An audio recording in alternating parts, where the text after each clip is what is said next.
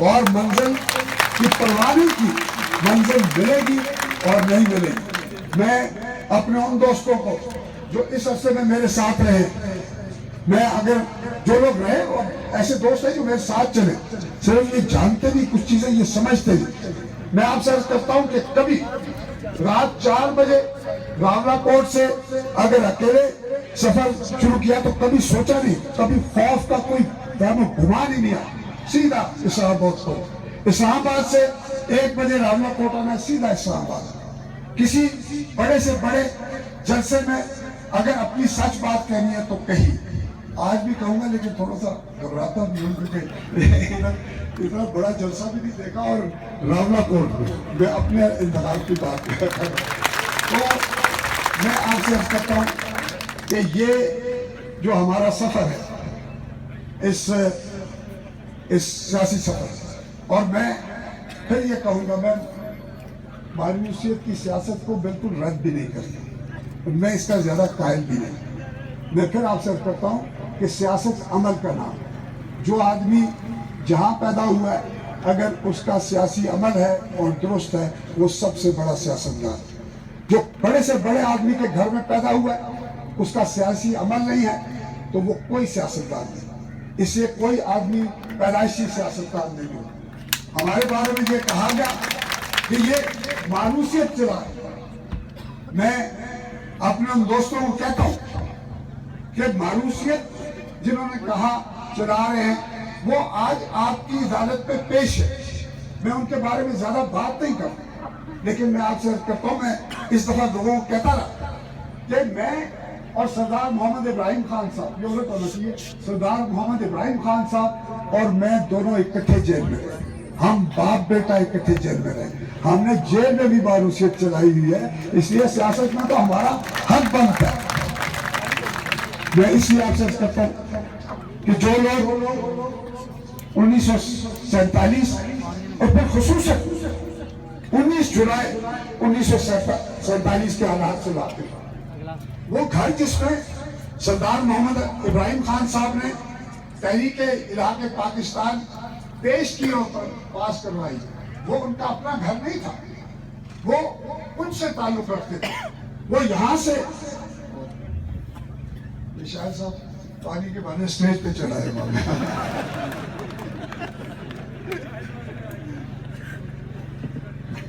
تو میں آپ سے کرتا ہوں کہ وہ راولا کوٹ سے تھے، اور وہاں بہت بڑے بڑے لوگ، میر وائز یوسف شاہ صاحب خود زندہ تھے، وہ مسلم کانفرنس کے بہت بڑے لیڈر تھے، انہوں نے اپنا گھر مسلم کانفرنس کو نہیں دیا کہ قرارداد علاقے پاکستان پاس کر سکے۔ سردار صاحب نے اپنے کرائے کا 3 کمرے کا گھر خالی کروایا، اور یہ تاریخی فیصلے ہیں جو قیادت بناتے ہیں۔ میں آپ سے عرض کرتا ہوں کہ انہوں نے اپنا گھر خالی کروایا، اور جو ساری 30 سال 10-20 سال کی پرانی مسلم کانفرنس تھی، اس کی قرارداد اپنے گھر میں۔ وہ میں امان اللہ خان صاحب جو میرے بڑے دوست تھے، میرے لیے قابل احترام تھے، میں ان کا بہت احترام کرتا ہوں، انہوں نے مجھے کہا، آپ یہ غور سے سنو، انہوں نے کہا کہ جب قرارداد علاقے پاکستان پاس ہوئی سری نگر میں تو میری عمر 12 سال تھی۔ خان صاحب نے یہ کہا، انہوں نے کہا کہ جب ہمیں سپاہی ڈوگرے کا نظر آتا تھا تو کوئی بات نہیں، کوئی جرم نہیں تھا، لیکن جب ڈوگرے کا سپاہی نظر آتا تھا تو ہم بھاگنا شروع کرتے، اتنا خوف تھا ڈوگرے کا سپاہی۔ تو خان صاحب کہتے ہیں کہ اس ماحول میں جس شخص نے قرارداد علاقے پاکستان پاس کی ہے، وہ اس سے بڑا فیصلے کرنے والا کوئی اور شخص نہیں۔ میں اس لیے بھی کہتا کہ میرے والد ہیں، اور میں اس لیے بھی نہیں کہتا کہ آج ہم جلسے میں اس قرارداد کو ایکسپلائٹ کرنے کی کوشش، لیکن جب ہم یہ کہتے ہیں تو سردار محمد ابراہیم خان صاحب کے جانشین، ان کے پیروکار، میں اور جموں کشمیر پیپلز پارٹی نہیں ہے، پاکستان مسلم لیگ کے لوگ جو یہاں بیٹھے ہوئے یہ بھی، پاکستان پیپلز پارٹی کے لوگ جو ہمارے خلاف ہیں وہ بھی، مسلم کانفرنس تو سب سے بڑی جانشین، اور اسی طرح میں اپنے ان نیشنلسٹ کو جو اپنی نیشنلزم پہ یقین رکھتے ہیں، ان کا یہ فلسفہ ہے ان کا یہ نظریہ ہے تو میں ان کو بھی سلام کرتا ہوں، اور یہ بھی سردار محمد ابراہیم خان صاحب کے طرف۔ لیکن ہم اس سے آگے جائیں، ہم 24 اکتوبر 1947 کے پروکلیمیشن کے دن میں نواز صاحب سے تھوڑی سی معذرت کے ساتھ، انہوں نے جو ایک بات کہی ہے وہ نظریے کے ہمارے خلاف ہے، میں اس کو اب وہ نہیں کرتا، لیکن اس کی ضرورت 24 اکتوبر 1947 کا پروکلیمیشن پڑھنے والی چیز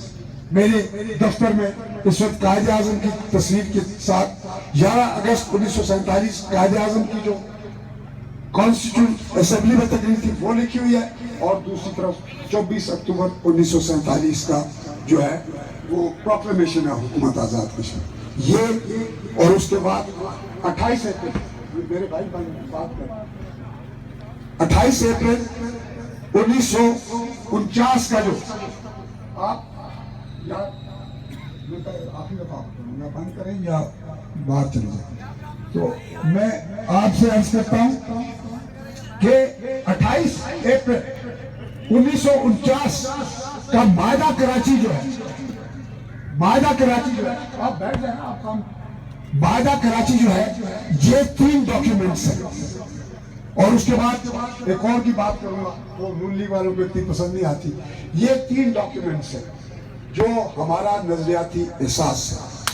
ہم جب تک زندہ ہیں،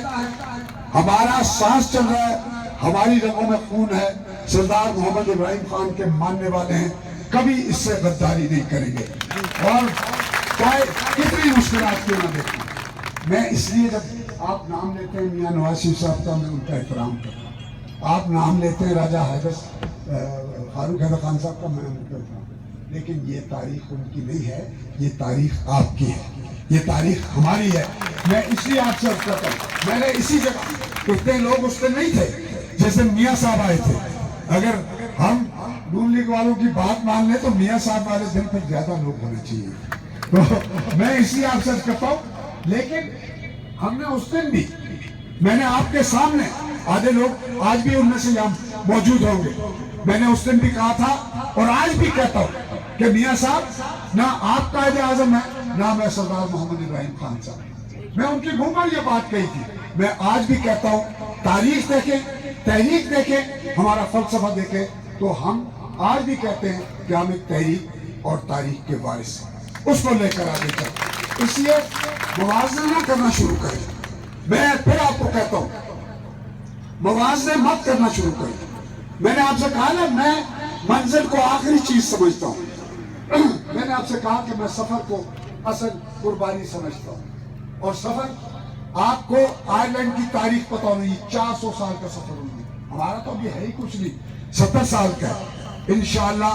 جب تک کشمیریوں کا ان کو حق خود ارادیت نہیں مل جاتا، وہ اس کے ذریعے اپنا فیصلہ پاکستان کے حق میں نہیں کر دیتے، ہمارا سفر جاری و ساری رہے۔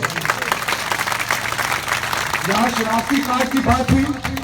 بہت لوگوں نے مجھے کہا کہ یہ شناختی کارڈ کا مسئلہ ہی کچھ نہیں، اب تو میرے اپنے جو خاندان کے لوگ ہیں وہ ناراض ہیں، میرے بیٹے، میری بیٹیاں، میرے بھتیجے، وہ ناراض ہیں، کہتے ہیں تم نے تو شناختی کارڈ اپنا چھوڑ دیا، ہمیں بھی مروا دیا ووٹ کے حق سے۔ میں آپ سے عرض کرتا ہوں، میں آج بھی کہتا ہوں اور اس دن بھی کہا تھا، میں ایک دفعہ نہیں 10 دفعہ اپنے پاکستانی شناختی کارڈ پر آزاد کشمیر کا الیکشن قربان کرنے کے لیے، میں وہ پاکستانی، وہ کس پاکستانی سے میرا موازنہ کرتا، میں نے جنرل پرویز مشرف جو صدر پاکستان تھا اور آرمی چیف تھا، میں نے اس کے سامنے یہ کہا تھا کہ جنرل صاحب، اس نے کہا کہ ان کے لوگوں نے مجھے کہا کہ جنرل صاحب کہتے ہیں سب سے پہلے پاکستان، میں نے کہا تمہارا فارمولہ سب سے پہلے پاکستان ہے، میرا عقیدہ اول آخر پاکستان، میں تم سے بہتر اور بڑا پاکستان ہوں۔ میں اس لیے آپ سے عرض کرتا ہوں، شناختی کارڈ کا مسئلہ